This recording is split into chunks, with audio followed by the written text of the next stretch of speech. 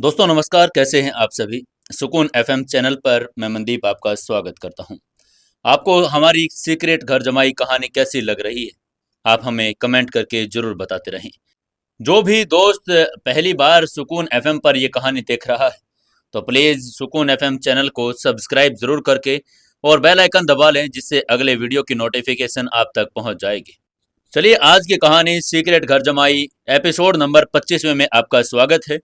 ज्यादा देर न करते हुए शुरू करते हैं कहानी। समर तन्वी और गौरव के साथ सनराइज पैलेस से निकल चुका था। तन्वी को छोड़कर वो हॉस्टल आ गया और तन्वी उसे जो जोश में अपने रूम में ले गई। वो समर को चाय पानी पिला ही रही थी, तभी वहां पर तन्वी की प्रोफेसर महक आ गई थी, जिसकी वजह से समर को बाथरूम में छुपना पड़ा। जैसे जैसे वो महक की नजरों में आने से बचा, समर हॉस्टल से निकलकर वापस घर चला गया। यहाँ कियारा उसका नाइटवेयर में इंतजार कर रही थी। कियारा ने उसको अगले दिन पूरे कपूर ग्रुप ऑफ इंडस्ट्रीज जाने के लिए कहा और पायल से वो बचकर रहे ये भी कहा। अगर वो उसके साथ जरा सा भी नजदीकी बनाने की कोशिश करेगा तो वो उसको सजा देगी। उसके बाद वो सोने के लिए चली गई। इसके बाद कियारा और समर अपने अपने कमरे में सोने के लिए चले गए। कमरे में ही जाते ही समर ने जम्हाई ली और अपने बिस्तर पर जाकर सो गया। उसे बहुत अच्छी नींद आई। उसने सपना भी देखा कि वो बिस्तर पर लेटा था और उसके चारों ओर कई लड़कियां हैं। वहां कियारा, पायल, जिया, हीरा और प्राची सबको अपने आसपास ही देख रहा था। अगली सुबह समर उठा और उसने अपना चेहरा धोया और अपने दांत ब्रश किए। फिर उसने नाश्ता किया और कपूर ग्रुप ऑफ इंडस्ट्रीज की ओर चल दिया। वो निपानिया पैलेस से बाहर निकला, टैक्सी में बैठा और तकरीबन आधे घंटे में summer Kapoor group of industries में पहुंच गया था। जैसे वो मेन गेट से बिल्डिंग के अंदर दाखिल हुआ, वो सीधा रिसेप्शन पर चला गया। रिसेप्शन पर हमेशा की तरह अंकिता ही बैठी हुई थी।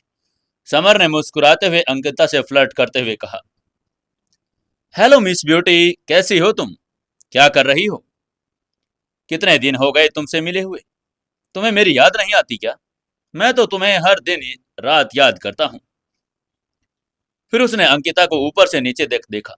उसने उसकी तारीफ करते हुए कहा, वैसे तुम आज बहुत खूबसूरत लग रही हो।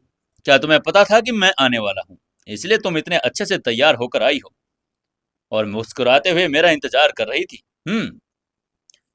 अंकिता का फिगर कुछ खास नहीं था, लेकिन उसका चेहरा बहुत सुंदर था। उसके चेहरे पर कुछ प्यारी सी झाइयां थी और हर बार एक कपूर ग्रुप ऑफ इंडस्ट्रीज में आने के साथ उसके साथ फ्लर्ट करता था। वहीं अंकिता समर को देखते ही घबरा कर एक कदम पीछे हट गई। उसको समर से बहुत डर लग रहा था। उसने घबराते हुए हकलाते हुए पूछा, मिस्टर मिस्टर समर, आप फिर यहाँ क्यों आए हैं? भले ही समर हैंडसम था, लेकिन वो बहुत हिंसक था और वो उससे डरने लगी थी। समर कुछ बोलने ही जा रहा था, तभी उसको एक मोहक आवाज सुनाई दी। अरे समर, क्यों उसको डरा रहे हो? देखो तो बेचारी तुम्हें देखकर ही डर गई और लगभग रोने ही वाली है। वो तुरंत उस आवाज की तरफ पलटा तो उसने देखा पायल उसकी ही तरफ चली आ रही थी। पायल आज बहुत खूबसूरत लग रही थी। उसकी चमकदार आंखें और मोती जैसे सफेद दांत बहुत ज्यादा अच्छे लग रहे थे। उसकी लंबी पलकों ने उसे और भी ज्यादा मनमोहक बना दिया था। उसने आज काली ड्रेस पहनी हुई थी और जिसमें उसका सफेद रंग बहुत मोहक लग रहा था। समर ने मुस्कुराते हुए कहा, अरे पायल, तुम, मैं यहाँ तुमसे ही मिलने आया था। तभी मैंने सोचा कि अंकिता के साथ थोड़ा मजाक हो जाए। मैं तो बस थोड़ी सी इसकी टांग खींच रहा था। ठीक है, मैं आज से इसे तंग नहीं करूंगा। फिर उसने पायल की तारीफ करनी शुरू कर दी। वैसे एक बात कहूं, आज तुम बहुत सुंदर लग रही हो। मैं तो तुमसे अपनी नजरें भी नहीं हटा पा रहा हूँ। ये ब्लैक ड्रेस तो तुम्हारी खूबसूरती को चार चांद लगा रही है। ये कहते वो मासूमियत के साथ मुस्कुराने लगा। उसकी बात सुनकर पायल ने समर से अपनी आंखें सिकोड़ते हुए कमर पर हाथ रखते हुए कहा, अपनी बकवास बंद करो। एक दिन में कितनी लड़कियों से बात करते हो? अभी कुछ देर पहले अंकिता को यही कह रहे थे। मैंने सब सुन लिया था। वो आज बहुत खूबसूरत लग रही है। उसकी नाराजगी भरी आवाज सुनकर समर ठहाका लगाते हुए हंसा और उसने मुस्कुराते हुए कहा, अरे नहीं, वो तो एक लड़की खूबसूरत होती है तो इसलिए मैं उसका मन खुश करने के लिए कह देता हूँ, लेकिन दिल से तो मैंने सिर्फ तुमसे ही कहा है। मेरी आंखों से देखकर देखो, तुम कितनी सुंदर लग रही हो पायल। उसने अभी भी झूठ बोला था। उसने कल रात कियारा से बिल्कुल यही शब्द कहे थे।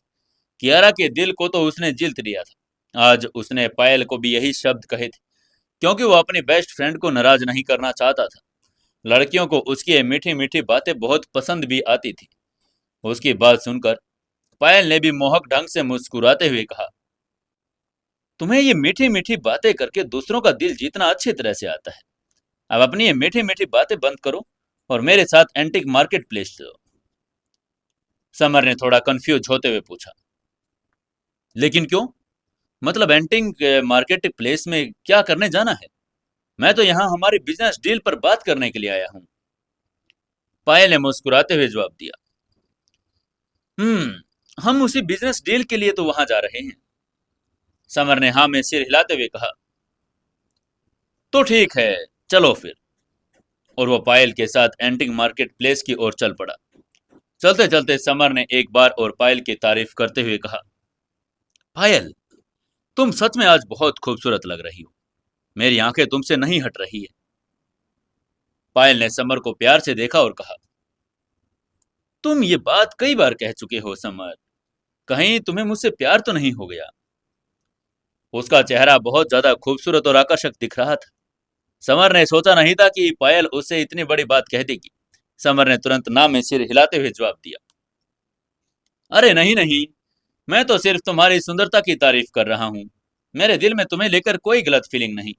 तुम मेरे लिए बस मेरी बेस्ट फ्रेंड हो। और ये कहने के बाद उसने मन ही मन सोचा, अगर मैंने तुम्हारे नजदीक आने की कोशिश भी की तो कियारा मुझे कच्चा ही चबा जाएगी। उसको पायल सुंदर और आकर्षक तो लग रही थी, लेकिन साथ ही उसे कियारा का भी डर सता रहा था। वो वॉशिंग बोर्ड पर अपने घुटने नहीं टेकना चाहता था। ऐसे ही चलते चलते वो पायल की गाड़ी तक पहुंच गए। गाड़ी के पास पहुंचते ही पायल ने समर को गाड़ी में बैठने का इशारा करते हुए कहा, ठीक है, अब चुपचाप गाड़ी में बैठो। हमें टाइम पर वहां पहुंचना होगा, अगर लेट हो गए तो सब कुछ खत्म हो जाएगा। समर भी चुपचाप गाड़ी में बैठ गया। पायल ने अपनी मसरेटा स्टार्ट की और एंटिक मार्केट की ओर चली गई। तकरीबन 1 घंटे के बाद समर और पायल इंदौर शहर के सबसे बड़े antique market sky garden antique market पहुंच गए थे। यह मार्केट बहुत बड़ी और फैली हुई थी। पूरी सड़क एंटिक चीजों से बेचने वाले स्टॉल से भरी हुई थी। समर ने मुस्कुराते हुए पूछा, पायल, वैसे हम यहाँ क्या करने और क्या खरीदने आए हैं? पायल ने मुस्कुराते हुए कहा, हम यहाँ से रफ स्टोन खरीदेंगे और अपनी किस्मत को आजमाएंगे कि उसमें क्या निकलता है। ऐसे स्टोन से निकलने वाले रत्न बहुत महंगे और एंटीक होते हैं।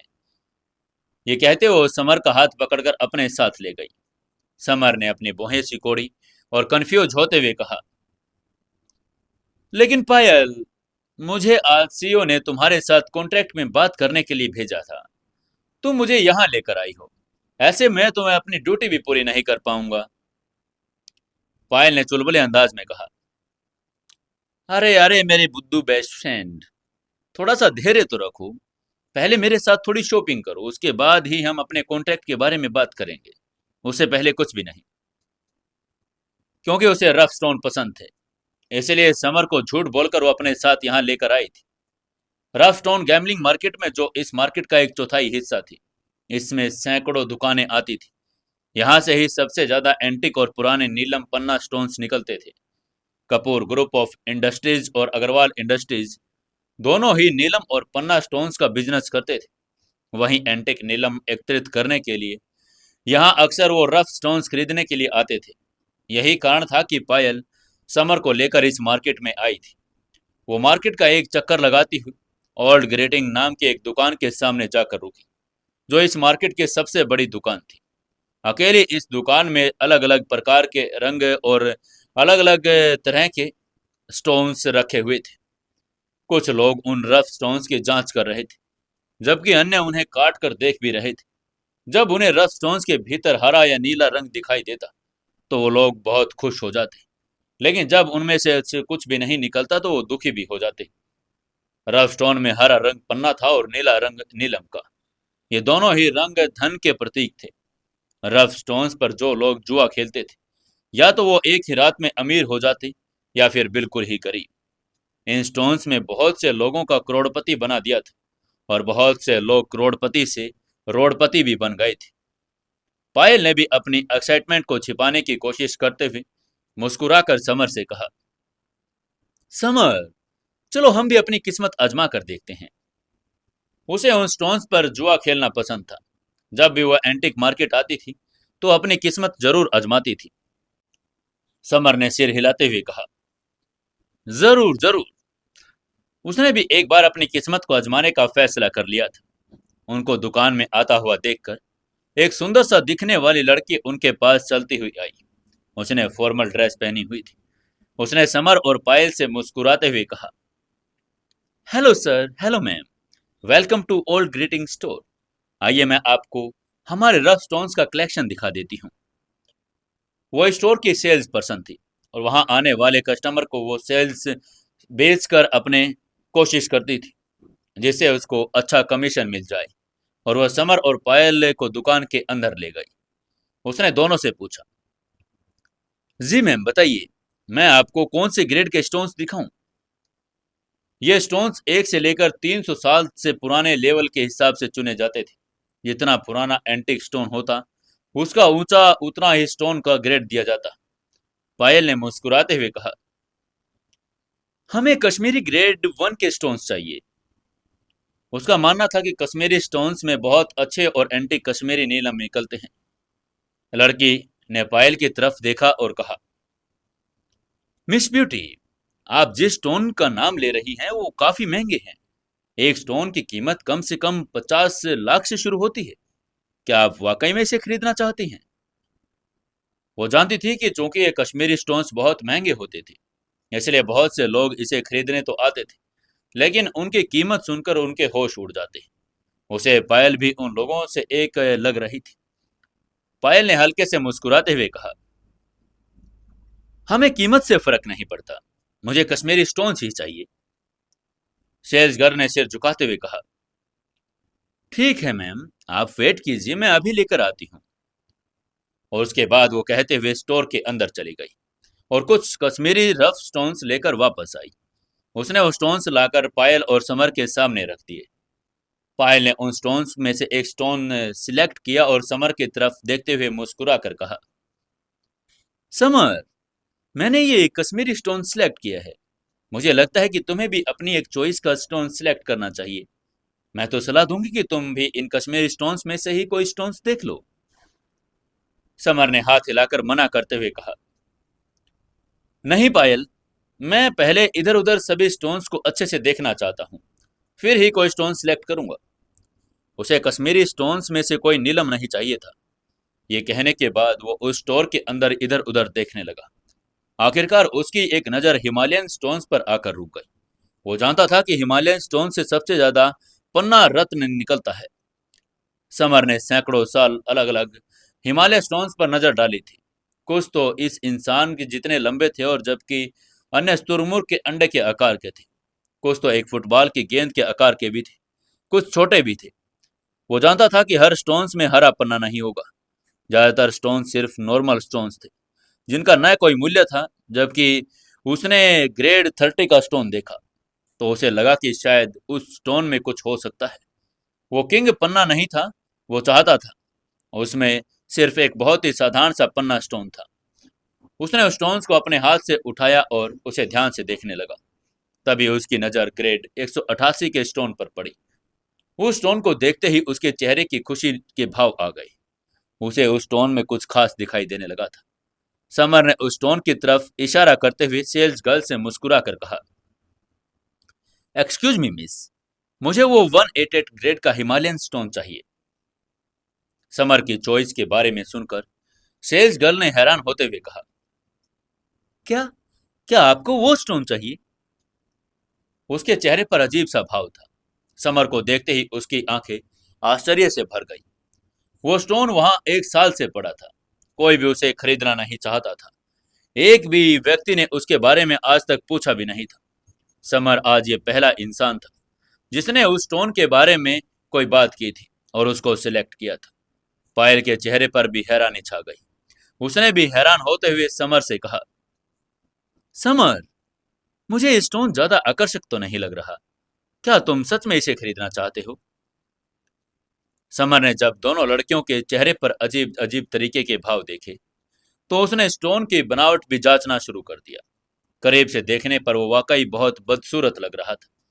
बाहर से वो जितना बदसूरत था, बिल्कुल काला, एक गंदे बल्ब की तरह।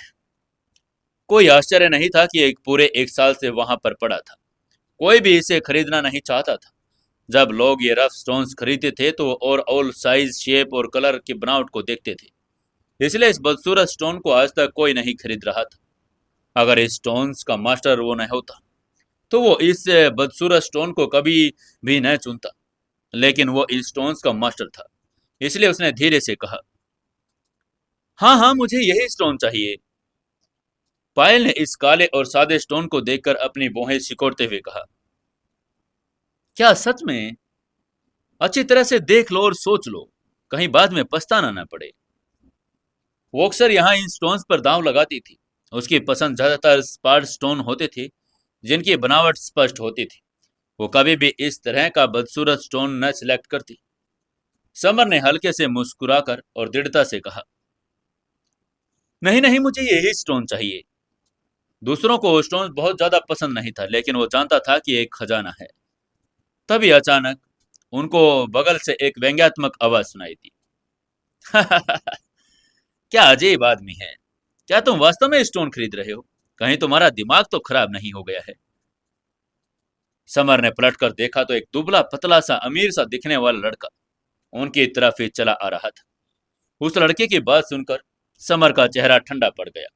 उसकी आंखों में असंतोष की चमक आ गई थी। समर ने अपनी भौहें सिकोड़ते हुए उस लड़के से पूछा, कौन हो तुम?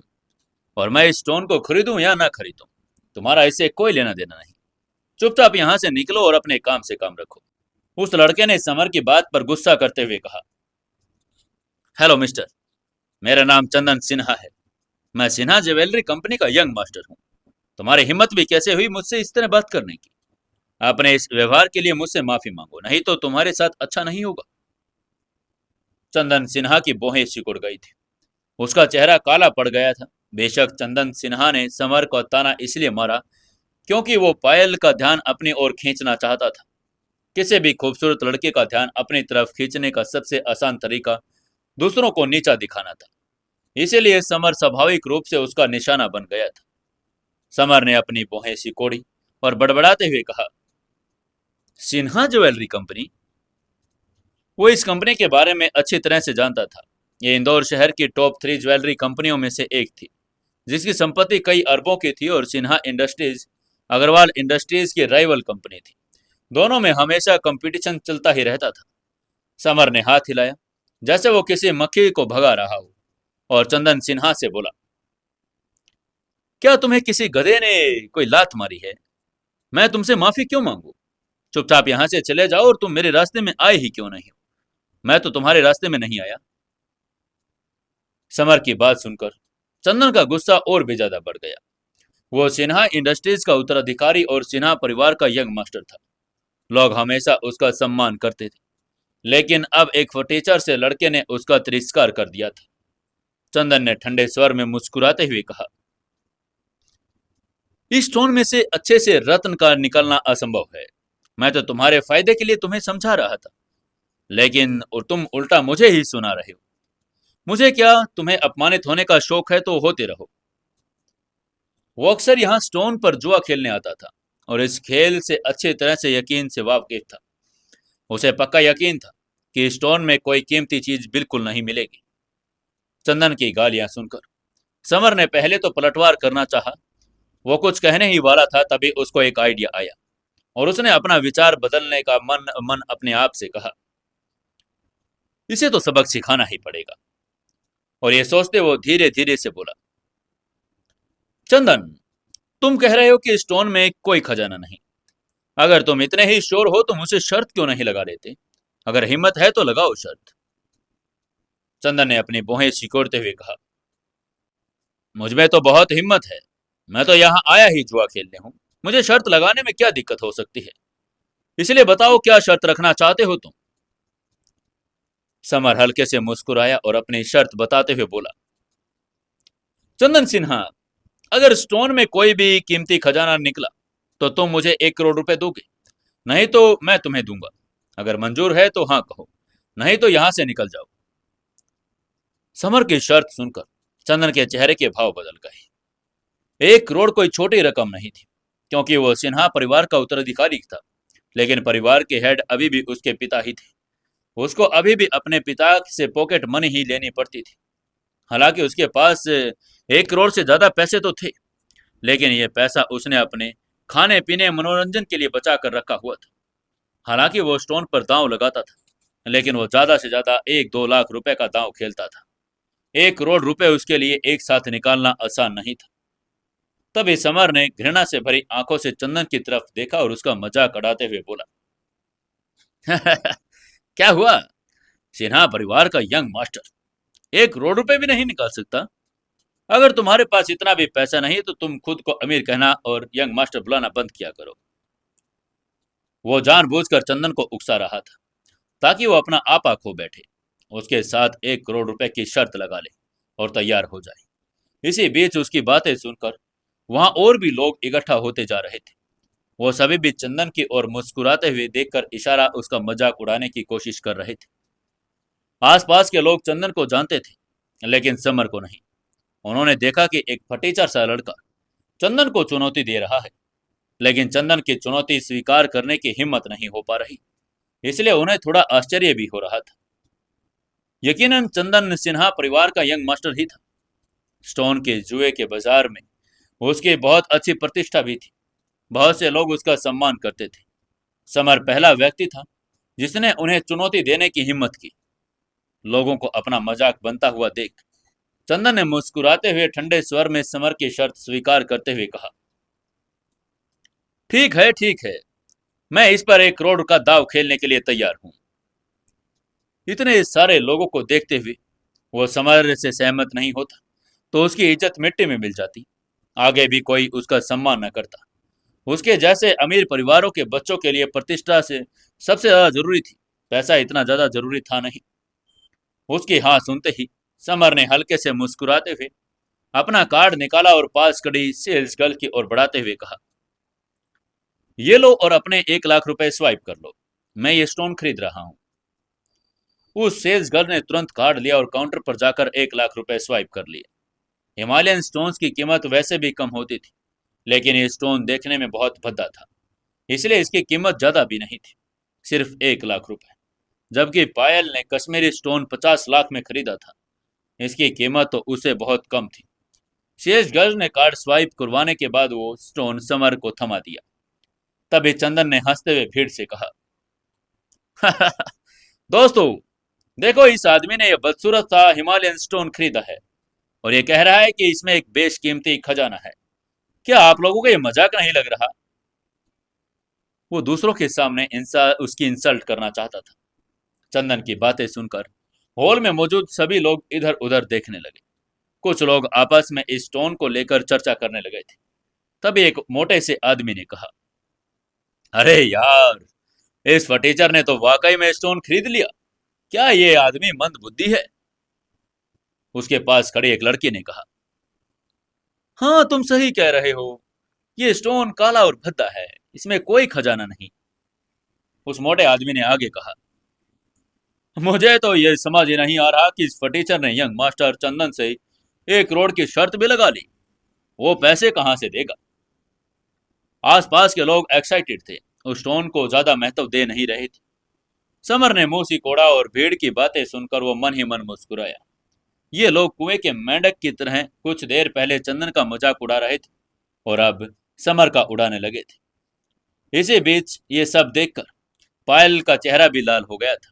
उसने थोड़े संदेह के साथ समर से पूछा, समर, क्या वाकई में इसमें कोई कीमती खजाना है? वो नहीं चाहती थी कि समर ऐसे सबके सामने मजाक बने। आखिरकार वही तो इसको यहां पर लेकर आई थी। समर ने मुस्कुराते हुए उसकी बात का जवाब दिया, निश्चिंत रहो पायल, इसमें एक बहुत ही कीमती नीलम है। उसकी बात सुनकर पायल ने भी अपनी पलकें झपकाई और आखिरकार उसने समर पर भरोसा करने का फैसला कर लिया। तभी सेल्स गर्ल ने समर से पूछा, सर, क्या आप इस स्टोन को खुलवाना चाहते हैं? जैसा कि नाम से पता चलता है, स्टोन को खोलने का मतलब था स्टोन को काटना, और पर देखना यह था कि अंदर है क्या। अगर इसमें कोई कीमती खजाना होता तो वो जीतता, और नहीं तो वो हार जाता।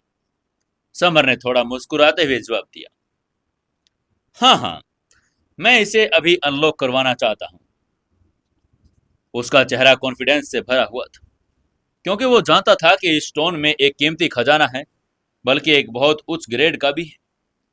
समर का जवाब सुनकर उस सेल्स गर्ल ने उसको आगे चलने का इशारा करते हुए मुस्कुरा कर कहा, ठीक है सर, अब जब आप इसको खुलवाना चाहते हैं तो आप प्लीज मेरे साथ चलिए इस तरफ से। उस सेल्स गर्ल का स्वभाव बहुत बढ़िया था। वो लोगों को देखकर मुस्कुराती रहती थी, जिससे ग्राहकों को सहज महसूस होता था। वो समर को दुकान के अंदर की तरफ ले गई। चंदन भी उनके पीछे पीछे आ रहा था। वहां बूढ़ा आदमी स्टोन को काट रहा था। उस व्यक्ति के हाथ खुरदरे हो चुके थे, लेकिन बहुत स्थिर थे। शायद वो कई सालों से इस स्टोन को काटने का काम करता था। स्टोन काटने के उद्योग में जितना आदमी बूढ़ा होता, उसके पास उतना ही अधिक अनुभव और बेहतर स्किल होती। उस आदमी ने समर के हाथों से सारे स्टोन्स को देखा और उसकी आंखें आश्चर्य से भर गई। उसने हैरान होते हुए समर से पूछा, हे यंग मैन, क्या आप इस स्टोन को कटवा रहे हैं? वो एक एक्सपीरियंस्ड आदमी था। कई सालों से ये काम कर रहा था। स्वाभाविक रूप से वो स्टोन की प्रतिष्ठा के बारे में जानता था। यह स्टोन पूरे 1 साल से इस जगह पर था। किसी ने इस स्टोन को नहीं खरीदा। उसके सामने खड़े युवक ने इस घटिया स्टोन पर 1 लाख रुपए खर्च कर दिए। इसलिए उसको थोड़ी हैरानी हो रही थी। उसको समर सच में पागल लग रहा था। समर ने थोड़ा मुस्कुराकर बूढ़े से कहा, जी, मैं इस स्टोन को कटवाना चाहता हूँ। प्लीज इसे सतह से धीरे धीरे खोलें, बीच से न काटें, अन्यथा इसके अंदर के नीलम को नुकसान पहुंचेगा। उसको स्टोन खोलने के बारे में बहुत कुछ पता था, इसलिए उसने उसको समझा दिया, क्योंकि उसे डर था कि नीलम खराब ना हो जाए। समर की बातें सुनकर बूढ़े ने अपनी आंखें घुमाई। इस स्टोन में नीलम होना मुश्किल ही नहीं, नामुमकिन था। और आमतौर पर स्टोन को बीच में से खोला जाता था, क्योंकि ये सबसे ज्यादा सीधा और सुविधाजनक तरीका भी था।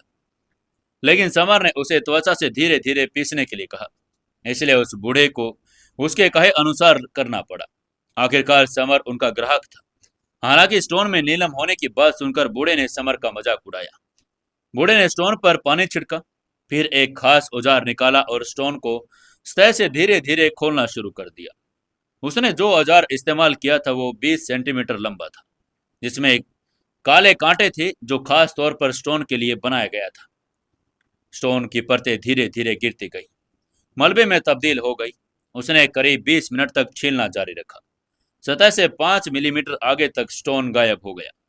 यह अभी भी एक काला स्टोन था। उसमें बिल्कुल भी चमक दिखाई नहीं पड़ी थी। पास खड़े चंदन ने हंसते हुए समर को ताना मारते हुए कहा, यह बहुत मजेदार है। मुझे पता था इस स्टोन में नीलम नहीं है। तुमने मेरी बात पर यकीन नहीं किया। अब तुम्हें पछताना पड़ेगा। आसपास के लोग भी समर को उपहास की नजर से देखने लगे थे। सभी यही सोच रहे थे कि उसने एक अबंडेंट स्टोन को खरीद लिया था। कितनी शर्म की बात थी। अगर स्टोन में नीलम ही नहीं था तो समर को चंदन को 1 करोड़ रुपए का हर्जाना देना पड़ेगा। पायल ने भी अपनी भौहें सिकोड़ ली। उसको संदेह था कि स्टोन में नीलम है भी या नहीं। बेशक समर ने उसे बता दिया था कि उसने उसे जरूर एक बढ़िया खजाना है, इसलिए उसने इंतजार करने का फैसला किया और समर पर भरोसा किया। अब जब उस स्टोन में से कुछ नहीं निकला तो उस बूढ़े ने भी निराश होते हुए समर से कहा, यंग मैन, मैं इसे बीच में से काट देता हूँ। इस तरह से तो थोड़ा थोड़ा करके पीसना मेहनत और समय की बर्बादी हो रही है। जाहिर है बूढ़े मास्टर को नहीं लगा कि उसके अंदर नीलम है, और उसने समर को स्टोन काटने वाले मशीन का उपयोग करके सीधे उस स्टोन को बीच में से काटने के बारे में पूछा। बीच में से काटने का फायदा यह था कि समय रहते की बचत हो जाती और उसमें नीलम है या नहीं पता भी चल जाता। लेकिन एक नुकसान यह था कि अगर नीलम होता तो वो खराब हो जाता। लेकिन समर ने उसको तुरंत मना करते हुए कहा, नहीं नहीं, मैं आपको इसके अलग से 10,000 रुपए दूंगा। प्लीज इसको धीरे धीरे लेयर बाय लेयर खोलें। समर स्वाभाविक रूप से जानता था कि स्टोन्स को लेयर बाय लेयर खोलने में काफी एनर्जी लगती है, इसलिए उसने सीधे बूढ़े मास्टर को 10,000 रुपए देने का लालच दे दिया। उस बूढ़े मास्टर ने समर की बात मानते हुए सिर हिलाकर कहा, ठीक है यंग मास्टर, आप जैसा कह रहे हैं मैं वैसे ही खोल देता हूँ। बूढ़े मास्टर के चेहरे पर आश्चर्य के भाव थे। आमतौर पर एक स्टोन खोलने वाले पर उसका 1,000 या फिर से ज्यादा 2,000 रुपए मिलते थे, लेकिन उसके सामने खड़े युवक ने उसे 10,000 रुपए देने का वादा किया। इसलिए वो जोश से भर गया और तेजी से काम करने लगा। जब उसने स्टोन को 10 मिलीमीटर और खोल दिया, तभी उसके चेहरे के भाव बिल्कुल बदल गए। उसको आखिरकार थोड़ा सा नीला रंग दिखाई देने लगा। नीला रंग बेहद चमकदार और चिकना था। इससे पहले कि वो नीलम को देखा था, उससे कहीं ज्यादा नीला और चमकदार ये नीलम था। आज तक उसने ऐसा नीलम देखा नहीं था। उसने हैरान होते हुए मन ही मन सोचा, क्या ये ग्रेट किंग साइज नीलम है? बूढ़े मास्टर का चेहरा आश्चर्य से भर गया। यह विश्वास करना थोड़ा मुश्किल था। अगर यह वास्तव में किंग साइज नीलम था तो यह बहुत बड़ा खजाना था। इस तरह के किंग साइज नीलम की कीमत कम से कम 1 बिलियन रुपए होती थी। अगर इसे ज्वेलरी नेकलेस में पिरो दिया जाए तो इसकी कीमत और भी ज्यादा हो जाएगी। कीमत इतनी अधिक कि वो बिल्कुल अमूल्य की तरह। आसपास के लोगों ने जब नीला रंग देखा तो उन्हें भी पता चल गया कि अंदर एक बढ़िया क्वालिटी का नीलम तो है। आसपास खड़े सभी लोगों ने उस स्टोन्स में दिलचस्पी दिखानी शुरू कर दी थी। वहीं उनमें से एक मोटा अधेड़ उम्र जो आदमी बियर पिए रहा था, उसने समर से पूछा, छोटे भाई, छोटे भाई, मैं तुम्हें 5 लाख रुपए दूंगा, क्या तुम ये मुझे स्टोन दे सकते हो? वो जान गया था कि स्टोन की कीमत बहुत करोड़ रुपए में है।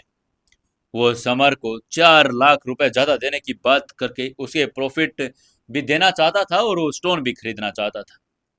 इस मार्केट में इस आदमी जैसे बहुत से लोग थे जो ऐसे ही आधे खुले स्टोन को देखकर ज्यादा पैसों में स्टोन खरीद लेते थे। इससे उनको पता चल जाता कि स्टोन में कोई खजाना तो सही है, लेकिन उसकी कीमत नहीं पता चलती। बस यही रिस्क रह जाता था कि प्रॉफिट होगा भी ये नहीं। समर ने अपना सिर हिलाया और उस मोटे अधेड़ उम्र की आदमी की ऑफर को सीधे तौर पर नकारते हुए बोला, तुम्हें दे दूं? बिल्कुल भी नहीं। मैं स्टोन को किसी भी कीमत पर बेचना नहीं चाहता। वो जानता था कि ये मोटा अधेड़ उम्र के आदमी ने नीले रंग को देख लिया था, उसका फायदा उठाना चाहता था। लेकिन उस मोटे आदमी ने हार नहीं मानी। समर को मनाने की कोशिश जारी रखते हुए फिर बोला, छोटे भाई, हालांकि इसमें थोड़ा सा नीलापन है, इसका मतलब ये नहीं है कि इसमें सच में एक कीमती नीलम है। अगर इसमें एक कीमती नीलम न निकला तो तुम तो सारे पैसे खो दोगे। उसे स्टोन कल वाकई पसंद आने लगा था। समर ने अपनी भौहें सिकोड़ते हुए कहा, आप चिंता न करें दोस्त, मुझे इन थोड़े से पैसों से कोई फर्क नहीं पड़ता। वो उस आदमी से ज्यादा बात नहीं करना चाहता था, इसलिए उसने सीधे सीधे कह दिया कि बूढ़े मास्टर को स्टोन खोलते हुए देखने लगा। बूढ़े मास्टर ने पसीना पोंछा। उसने फाइल से स्टोन्स की त्वचा को सावधानी से घिसा। उसे डर था कि अगर वो अंदर नीला रंग खराब हो जाएगा तो बूढ़े मास्टर ने स्टोन के पूरे आवरण को साफ कर दिया, जिससे अंदर का नीला रंग पूरी तरह से उजागर हो गया। यह प्राकृतिक नीले नीलम का एक किंग साइज स्टोन था, जिसमें असाधारण नीली चमक थी। नीलम लगभग एक कटोरे के आकार का था, जिसकी चमक बहुत तेज थी, आंखों में चुभने वाली। नीलम का नीला रंग इतना समृद्ध और चिकना था कि लोग मुश्किल से अपनी आंखें खोल पा रहे थे। बूढ़े मास्टर ने बड़बड़ाते हुए कहा, किंग साइज नीलम? क्या यह वास्तव में किंग साइज नीलम है? बूढ़े मास्टर की आंखों में खुशी के आंसू आ गए। उन्होंने अपनी पूरी जिंदगी में सिर्फ ये स्टोन खोले थे, लेकिन आज तक उनको किंग साइज का नीलम मिला नहीं था। किंग साइज नीलम को देखकर भीड़ पागल हो गई और उनकी आंखों में एक्साइटमेंट आ गई थी। वहीं पायल ने हैरान होते हुए धीरे से बड़बड़ाते हुए कहा, क्या ये वास्तव में किंग साइज नीलम है? उसका सुंदर सा चेहरा भी आश्चर्य से भर गया था। समर के प्रति उसकी अभिव्यक्ति प्रकाश से भरी हुई लग रही थी। तभी एक लड़के ने जोर से चिल्लाते हुए कहा, हेलो मिस्टर, हेलो मिस्टर, मैं इस किंग साइज नीलम को 1 करोड़ रुपए में खरीदने के लिए तैयार हूं। तभी एक और लड़के ने चिल्लाते हुए कहा, क्या तुम्हारा दिमाग खराब हो गया है? सिर्फ 1 करोड़? दोस्त, मैं इसके लिए अभी के अभी 10 करोड़ रुपए देने के लिए तैयार हूं। प्लीज आप ये मुझे दे दो। तभी एक और आदमी ने कहा, अरे तुम सब चुप हो जाओ दोस्त, मैं इसके लिए 50 करोड़ रुपए देने के लिए तैयार हूं। प्लीज मुझे ये किंग साइज नीलम चाहिए। सभी ने समर को घेर लिया। किंग साइज नीलम को खरीदने के लिए उसे खुश करने के लिए कोशिश करने लगे। जो लोग आखिरी क्षण तक समर का उपहास कर रहे थे, वो सभी किंग साइज नीलम के उस टुकड़े को खरीदने के लिए उसकी चापलूसी करने लगे थे। जैसा कि नाम से पता था, किंग साइज नीलम एक ऐसा नीलम जो सभी नीलमों से बड़ा, ये सभी नीलमों से सर्वोच्च ग्रेड का नीलम था। ऐसा कहा जाता था कि किंग साइज नीलम सभी नीलमों का राजा भी था। किंग साइज नीलम को खरीदने की कोशिश कर रहे सभी लोगों को देखकर चंदन घबरा गया और निराश हो गया। उसने मन ही मन अपने आप से कहा, ओह, तो इसका मतलब मैं शर्त हार गया। वो समर के साथ शर्त लगा रहा था कि स्टोन में उसे कुछ भी नहीं निकलेगा, लेकिन उसे उम्मीद नहीं थी कि स्टोन की पट्टी के अंदर जो कुछ है वो न केवल एक नीलम का टुकड़ा है, बल्कि महान किंग साइज नीलम है। उसे अब इतना पछतावा हो रहा था कि उसने इस शर्त के साथ साथ अपनी गरिमा को भी हार माना दिया था। तभी अचानक दूर से एक कड़वी लेकिन शांत आवाज आई, यार, मैं इसे 100 करोड़ में खरीदना चाहता हूं, क्या तुम मुझे इसे दे सकते हो? समर ने जैसे ही पीछे मुड़कर देखा तो वो आदमी उसकी तरफ ही चला आ रहा था। उनके बाल बिल्कुल सफेद हो चुके थे, चेहरा झुर्रियों से भरा हुआ था। ये बूढ़ा आदमी लगभग 70 साल का था। उसके पूरे शरीर पर सफेद बाल थे। वो एक हरी छड़ी के सहारे चलते हुए अपनी पीठ झुकाकर चला आ रहा था। समर ने उस बूढ़े आदमी की तरफ हैरानी से देखते हुए कहा, अरे आप यहाँ कैसे?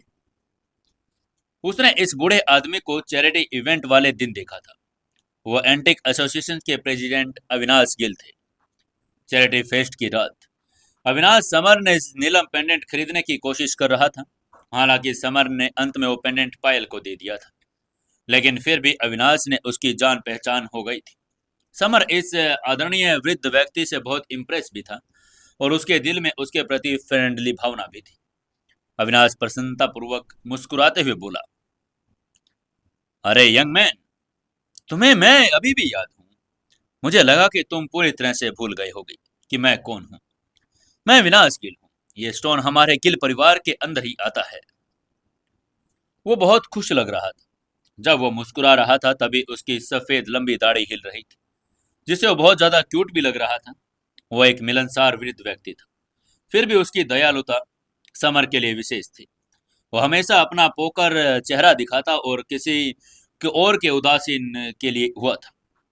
अविनाश को देखकर आसपास के लोग अविनाश को देखकर उसकी आश्चर्यचकित और उसके बारे में चर्चा करने लगे। एक आदमी ने हैरान होते हुए कहा, अरे अरे, ये तो अविनाश गिल है, एंटिक एसोसिएशन के प्रेसिडेंट। तभी दूसरे ने कहा, हाँ, मैंने सुना है ये बहुत अकड़ू आदमी है, कभी भी नौजवान लोगों को एंटरटेन नहीं करता, मुस्कुराना तो दूर की बात है। तभी एक और आदमी ने हैरान होते हुए कहा, अरे नहीं नहीं, मैंने अभी अभी देखा नहीं था, क्या अविनाश गिल समर को देखकर मुस्कुराए थे? ऐसे में सभी लोग हैरानी से एक दूसरे से बातें कर रहे थे। अगर अविनाश गिल चाहता तो कोई भी किंग साइज नीलम को खरीदने की हिम्मत नहीं करता। एक कारण यह था कि वो अमीर था, दूसरा ये कि उसका सामाजिक दर्जा बहुत ऊंचा था। अगर कोई एंटिक क्षेत्र में मौजूद रहना चाहता तो उसका सम्मान करना ही पड़ता। जो कोई भी अविनाश के साथ पंगा लेने की कोशिश करता, उसे इंदौर शहर के एंटिक मार्केट में एक से बढ़कर एक मुश्किल का सामना करना पड़ता। तभी अचानक एक कोमल लेकिन मोहक आवाज सभी को सुनाई दी, समर, मैं तुम्हें इस किंग साइज नीलम के लिए 150 करोड़ दे सकती हूँ। प्लीज तुम ये नीलम मुझे दे दो। और ये मोहक आवाज किसी और की नहीं बल्कि पायल की थी। वो किंग साइज नीलम की भावुकता को देख रही थी। किंग साइज नीलम वो नीलम जिसकी हर लड़की सराहना करती है और प्राचीन काल में केवल कुछ महारानी और एक हाई क्लास परिवारों के पास ही वो रहता था। पायल की सुंदरता और आकर्षक चेहरा देखकर आसपास खड़ी भीड़ उसकी खूबसूरती को देखकर मंत्रमुग्ध पहले ही हो गई थी। सभी लड़के एक ही बात सोच रहे थे, कितनी सुंदर लड़की है, इसके लिए किंग साइज नीलम तो क्या, मैं अपनी जान भी खुशी खुशी दे दूं। वो पायल की ऑफर सुनकर समर के होठ कांपने लगे। उसकी धड़कनें तेज हो गई और वो कांपते होठों से बड़बड़ाया, 150 करोड़। उसने ये नीलम सिर्फ 1 लाख रुपए में खरीदा था। अगले ही पल उसकी कीमत 150 करोड़ रुपए हो गई थी। 150 करोड़ रुपए। यहाँ तक कि कियारा की कंपनी की कीमत भी केवल कुछ 100 करोड़ रुपए ही थी। उसके पास इस किंग साइज नीलम के टुकड़े की कीमत कियारा की कंपनी की अभी भी कीमत के बराबर हो गई थी। पायल की बात सुनकर अविनाश ने उसके और निराशा से अपनी आंखों से देखा और अपनी दाढ़ी हिलाते हुए शिकायत करते हुए कहा, मिस पायल, आप फिर से मेरी पसंद की चीज खरीदना चाहती हैं। क्या आप वाकई में मेरे साथ कंपटीशन कर रही हैं? अविनाश चैरिटी इवेंट में जब नीलम पेंडेंट खरीदने का प्रयास कर रहा था, तभी भी पायल बीच में आ गई थी। ज्यादा पैसों की ऑफर दिया और तब भी अविनाश ने उसको चुपचाप पेंडेंट खरीदने दिया था, क्योंकि उसे इस पेंडेंट में किसी अपने के इलाज के लिए चाहिए था। इसलिए जब वो इस बार इस किंग साइज नीलम के लिए आ रही थी, तो अविनाश थोड़ा निराश हो गया। एक बार वो ऐसे ही पायल को किंग साइज नीलम खरीदने नहीं लेने दे सकता था। पायल ने मुस्कुरा माफी मांगते हुए कहा, प्रेसिडेंट अविनाश, मुझे माफ कर दीजिए, मैं एक बार फिर आपकी बात काट रही हूँ, लेकिन मुझे ये किंग साइज नीलम बहुत पसंद है। मैं इसे पाने के लिए कुछ भी कर सकती हूँ। तब अविनाश ने उसको थोड़ा नरम आवाज में कहा, मिस पायल, पिछली बार मैंने आपकी बात मान ली, क्या आप इस बार मेरी बात नहीं मान सकती? इस किंग साइज नीलम को पाने के लिए अविनाश गिल ने पहले ही कई मदद कर इसे जिक्र किया था, जिससे वो पायल को थोड़ा इमोशनल करके किंग साइज नीलम पाना चाहता था। पायल ने मुस्कुराते हुए अविनाश को एक आइडिया देते हुए कहा, प्रेसिडेंट अविनाश, इस बारे में आपका क्या ख्याल है? क्योंकि मुझे ये किंग साइज नीलम पसंद है, इसलिए मैं इस किंग साइज नीलम को अलग अलग टुकड़ों में बांटकर ज्वेलरी बनवाऊंगी और उसमें से एक अच्छा सा मास्टरपीस आपको गिफ्ट कर दूंगी। ये कैसा रहेगा, आप ही बताइए। वो जानते थे कि अविनाश गिल इंदौर शहर के की एंटिक मार्केट के वाइस के प्रेसिडेंट और बहुत सम्मानित व्यक्ति थे। इसके अलावा उसे अपने ज्वेलरी बिजनेस में भी उनकी मदद की जरूरत थी, इसलिए वह अविनाश गिल को नाराज तो बिल्कुल भी नहीं कर सकती थी। वो एक बड़े किंग साइज नीलम में से कम 4-5 कंगन और नेकलेस बना सकती थी। फिर वो एक कंगन या नेकलेस अविनाश को मुआवजे के तौर पर गिफ्ट भी कर सकती थी। अविनाश को उसका आइडिया बहुत पसंद आया। उसने पायल की बात के साथ एग्री होते हुए कहा, ठीक है मिस पायल, लेकिन याद रखना, मुझे इससे बना हुआ एक नेकलेस चाहिए और एक रिंग। अगर मंजूर है तो मैं पीछे हटने के लिए तैयार हूँ। उसने पायल को अल्टीमेटम तो दे दिया, लेकिन अविनाश जानता था कि वो अपने फाइनेंशियल बैकग्राउंड के साथ पायल का मुकाबला तो नहीं कर पाएगा। आखिरकार ये लड़की इंडिया की टॉप इंडस्ट्रीज की चेयरपर्सन थी। उसके पास अरबों की चैरिटी थी और प्रॉपर्टी थी। उसका फैमिली बैकग्राउंड बहुत ज्यादा स्ट्रॉन्ग था। अविनाश इस बात से खुश हुआ था कि पायल ने उसे एक मास्टरपीस देने का ऑफर कर दिया। वो आगे से 2 मांग रहा था, इसलिए वो थोड़ा घबरा गया कि कहीं पायल उसको मना न कर दे, फिर वो एक पीस से भी हाथ धो बैठेगा।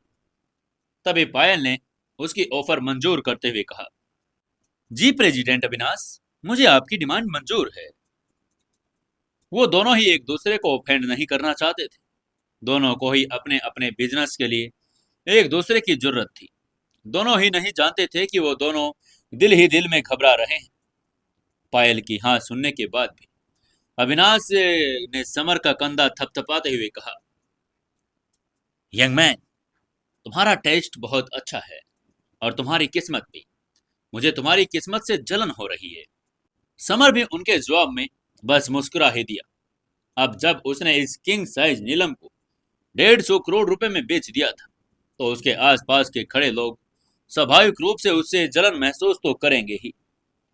तभी अविनाश ने खिलते हुए फूल की तरह मुस्कुराते हुए समर से आगे कहा, यंग मैन, इंसान अपनी किस्मत भी अपनी मेहनत से ही बनानी पड़ती है। वैसे क्या तुम ये जानते हो कि मैं इस एंटिक मार्केट का प्रेसिडेंट कैसे बना और क्यों हूं? उसकी आवाज से ऐसा लग रहा था जैसे उसे अतीत की कोई बात खास याद आ रही हो। समर ने थोड़ा कंफ्यूज होते हुए कहा, मुझे नहीं पता, प्लीज आप बता दीजिए इसके पीछे क्या कहानी है। प्रेसिडेंट अविनाश। अविनाश ने मुस्कुराते हुए कहा, क्योंकि मैं भी तुम्हारी तरह एक भाग्यशाली आदमी हूं। मेरी किस्मत ने ही मुझे एक रोडपति से अरबपति बनाया। मैं भी तुम्हारी तरह ऐसे ही 50 साल पहले इस मार्केट में अपनी किस्मत आजमाने आया था। मैंने भी ऐसे सबसे सस्ता और बेकार स्टोन खरीदा था। समर को जब उसकी बात में थोड़ा इंटरेस्ट आने लगा तो उसने धीरे से पूछा, प्रेसिडेंट फिर क्या हुआ? अविनाश ने उस दिन को याद करते हुए मुस्कुरा कर कहा, फिर क्या? फिर क्या, लोगों ने भी मेरा तुम्हारी तरह मजाक उड़ाया, लेकिन मुझे पक्का पता था उसमें 600 साल पुराना डायमंड निकला, और जब मैंने उसको खुलवाया तो वो सच में वही था। अब बस फिर उसको बाद तो भगवान ने मेरा हाथ पकड़ा और मैं भी जो भी खजाना खोलता वही कीमती निकलता। ऐसे करते करते मैं इस पोजीशन पर पहुंच गया हूं। समर ने अविनाश की चापलूसी करते हुए कहा, प्रेसिडेंट अविनाश, आप बहुत अद्भुत हैं, इसलिए ही आपको आज एंटिक इंडस्ट्रीज में इतना सम्मान मिलता है। आप सच में ही इंटरेस्टिंग भी हैं। उसकी बात सुनकर अविनाश वाकई बहुत खुश हो गया। प्रेसिडेंट अविनाश भी समर को बहुत इंटरेस्टिंग आदमी लगा। उसने अपने बिजनेस कार्ड निकाला और समर को देते हुए कहा, यंग मैन, ये मेरा बिजनेस कार्ड है, इसे रख लो और कहीं भी मेरी जरूरत पड़े तो तुम मुझसे सीधा कॉन्ट्रैक्ट कर सकते हो। फिर अविनाश ने थोड़ा रिक्वेस्ट भरे स्वर में समर से आगे कहा, और हाँ, मुझे तुमसे एक रिक्वेस्ट भी करनी थी। क्या कल तुम मेरे घर आ सकते हो? अविनाश ने पहली बार किसी को अपने घर पर इनवाइट किया था। भीड़ में खड़े सभी लोगों ने जब अविनाश की बात सुनी तो सभी के सभी लोग हैरान रह गए। किसी को भी अपने कानों पर विश्वास नहीं हो रहा था। यहाँ तक कि सिन्हा इंडस्ट्रीज के यंग मास्टर चंदन को भी उन्होंने कभी इतने अच्छे से ट्रीट नहीं किया था। चंदन भी अपना मुंह खोलकर बस उन दोनों को घूरे जा रहा था। उसको समझ नहीं आ रहा था कि यह फटीचर सा दिखने वाला लड़का आखिर है कौन, जिसको प्रेसिडेंट अविनाश भी इतना सम्मान दे रहे हैं। तभी भीड़ में से एक मोटे से आदमी ने कहा, अरे अरे, मैंने अभी अभी क्या सुना? प्रेसिडेंट अविनाश ने इस फटीचर से लड़के को अपने घर पर इनवाइट किया। यार, कहीं मैं कोई सपना तो नहीं देख रहा? तभी एक दूसरे ने कहा, कितना भाग्यशाली लड़का है ये। प्रेसिडेंट अविनाश के घर पर अनगिनत कैलीग्राफी, एंटिक पीसेज और फेमस पेंटिंग हैं, जिन्हें यहाँ मौजूद अधिकांश लोग अपनी पूरी जिंदगी में कभी देख नहीं पाएंगे। इस लड़के को मौका मिल रहा है। सच में ये बहुत किस्मत वाला लड़का है दोस्तों। एक लड़की ने पीछे से फुसफुसाते हुए कहा,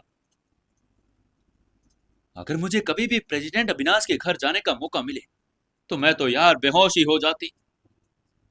उसके पास खड़े लड़के ने हंसते हुए कहा, तुम्हें अपने घर पर जाने का मौका मिल जाएगा? ये कभी नहीं हो सकता। तुम भूल ही जाओ इन सब बातों को और अपने सपने से बाहर आ जाओ। तुम कभी सोच भी नहीं पाओगे कि अविनाश तुम्हें अपने घर पर इनवाइट भी कर ले। वो तो तुमसे बात भी नहीं करेंगे, पागल लड़की। भीड़ में खड़े सभी लोग समर से जलन महसूस करने लगे थे। भीड़ की बातें सुनकर समर को अपने आप समझ में आ गया था कि प्रेसिडेंट अविनाश द्वारा इनवाइट किया जाना बहुत बड़े सम्मान की बात थी। उसको भी इस बूढ़े व्यक्ति ने वास्तव में अब थोड़ा थोड़ा इंटरेस्ट बढ़ने लगा था। वो उसका एंटीक कलेक्शन भी देखना चाहता था। इसलिए समर ने उसका बिजनेस कार्ड पकड़ा और मुस्कुराते हुए उसका इनविटेशन स्वीकार करते हुए कहा, बहुत बहुत धन्यवाद मिस्टर प्रेसिडेंट, मुझे इतना सम्मान देने के लिए। मैं कल आपके घर जरूर आऊंगा। प्रेसिडेंट अविनाश ने हाथ हिलाते हुए कहा, चलो फिर ठीक है यंग मैन, कल मिलते हैं। ये कहते हुए वो अपने छड़ी के सहारे वहां से चले जाने लगे। उनके जाने के बाद पायल ने मुस्कुराते हुए समर को कांग्रेचुलेट करते हुए कहा, कांग्रेचुलेशन समर, तुम पहले आदमी हो जिसको प्रेसिडेंट अविनाश अपने घर पर खुद इनवाइट कर रहे हैं। समर ने खुद को मुंह में या मिट्ठू बनाते हुए कहा, देखो फिर तुम्हारा बेस्ट फ्रेंड कितना प्रतिभाशाली है, लेकिन तुम लोगों को कहाँ दिखता है। मेरे जैसे हीरे की परख कहाँ है तुम्हें? यह तो बस प्रेसिडेंट अविनाश जैसे जौहरी को ही हो सकती है। तभी अचानक उसको चंदन के साथ लगाई शर्त याद आ गई। उसने मन ही मन अपने आप से कहा, अरे मैं ये कैसे भूल सकता हूँ? मुझे इस घमंडी से भी तो 1 करोड़ रुपए लेने हैं। ये सोचते हुए मन ही मन खुश होने लगा। सूंखी चंदन ने उसका मजाक बनाया था, सभी के सामने उसको मूर्ख कहा था। इसे अब उसने भी उससे बदला लेने का फैसला कर लिया था। उसने चंदन के पास जाते हुए कहा, यंग मास्टर चंदन, अब जब तुम शर्त हार गए हो तो मुझे 1 करोड़ रुपए दे दो, और जो तुमने वादा किया था। समर की बात सुनकर चंदन का चेहरा उतर गया, जैसे उसके माता पिता का देहांत सा हो गया हो। 1 करोड़ रुपए कोई छोटी रकम नहीं थी। चंदन ने एक पोर्श गाड़ी खरीदने के लिए एक मुश्किल से अपनी पॉकेट मनी बचा बचा कर अपने अकाउंट में 1 करोड़ रुपए इकट्ठा किए थे। लेकिन अब ऐसा लग रहा था कि उसका सपना अब कभी पूरा नहीं होगा। चंदन को इस समय बहुत पछतावा हो रहा था। उसने मन ही मन अपनी किस्मत को भी कोसते हुए कहा, पागल आदमी, तुमने ये क्या कर दिया? मुझे तो इस आदमी के साथ शर्त लगानी ही नहीं चाहिए थी। समर ने जब देखा कि चंदन ने कोई जवाब नहीं दिया, तो उसने अपने आसपास के लोगों को सुनाने के लिए ऊंची आवाज में कहा, चंदन, तुम क्या अपनी बात से मुकर रहे हो? देख लो, तुम इतने सारे लोगों के सामने अपनी बात से पलट रहे हो।